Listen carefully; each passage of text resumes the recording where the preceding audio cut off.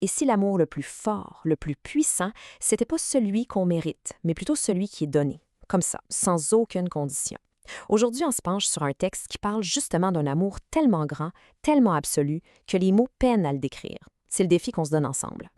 Le point de départ, c'est cette idée, qui est presque poétique en fait. Il y a un amour qui dépasse ce que les mots peuvent expliquer. Juste avec ça, on comprend tout de suite qu'on n'est pas en train de parler de l'affection de tous les jours. Non, non, on parle de quelque chose de bien plus grand, de bien plus vaste. Bon, c'est bien beau de dire ça, mais comment on fait pour définir un amour qui, justement, semble échapper aux mots? Eh bien, pour commencer, on peut regarder ses caractéristiques, ses traits principaux. Ce qui est intéressant, c'est que le texte le définit d'abord par ce qu'il n'est pas. Cet amour, il ne juge pas, il ne rejette pas. Puis, surtout, il ne met aucune condition. C'est le contraire, en fait. Il voit chaque personne comme étant précieuse, comme étant irremplaçable. C'est quand même une vision assez radicale de ce que c'est l'acceptation totale. OK, mais ça vient d'où un amour comme ça? Le texte, il est clair là-dessus. Ce n'est pas juste une belle idée, une philosophie, non. C'est présenté comme une véritable force, une présence active qui a le pouvoir de transformer les choses. Et c'est là que le texte nous donne la clé. Cet amour inconditionnel, eh bien, il est identifié comme étant l'amour de Jésus. Et ça, cette affirmation-là, ça devient vraiment le cœur de toute la réflexion qu'on fait aujourd'hui. Mais attention, le texte insiste sur un point vraiment important. On ne parle pas de Jésus juste comme un personnage historique ou un symbole lointain.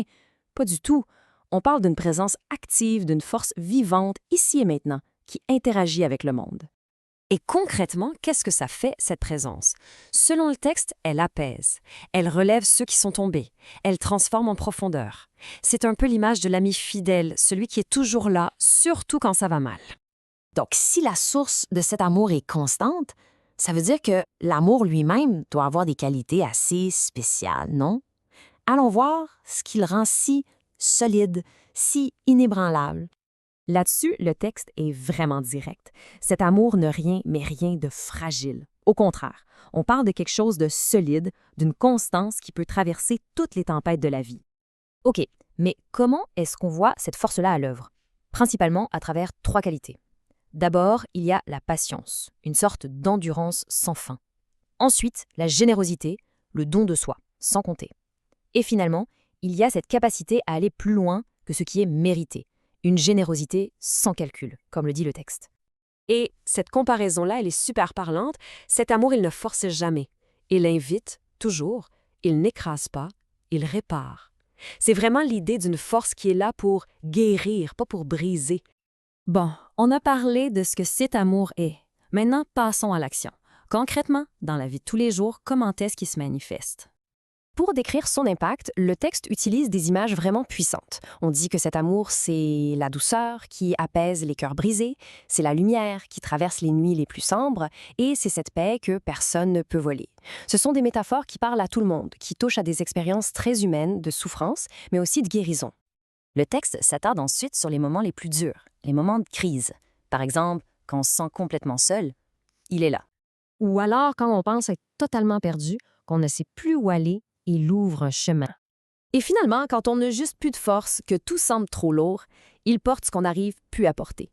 C'est vraiment l'image ultime du soutien, un soutien sans aucune condition. Tout ça, ça nous amène à une question assez logique. Si cet amour existe, comment on y a accès?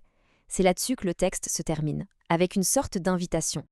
Et là, on arrive à l'idée peut-être la plus déstabilisante de tout le texte. Cet amour, il ne dépend pas de ce qu'on fait. Ce n'est pas une récompense pour nos bonnes actions. On ne le mérite pas. Il est juste là. Offert. Point. Et la raison pour laquelle il ne dépend pas de nous, c'est simple. Sa fiabilité vient de sa source, pas de la personne qui le reçoit.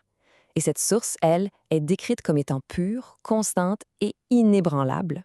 Ce qui nous amène à la phrase finale, la conclusion de tout ça. Et pour celui qui ouvre son cœur, cet amour change tout. C'est une promesse de transformation radicale.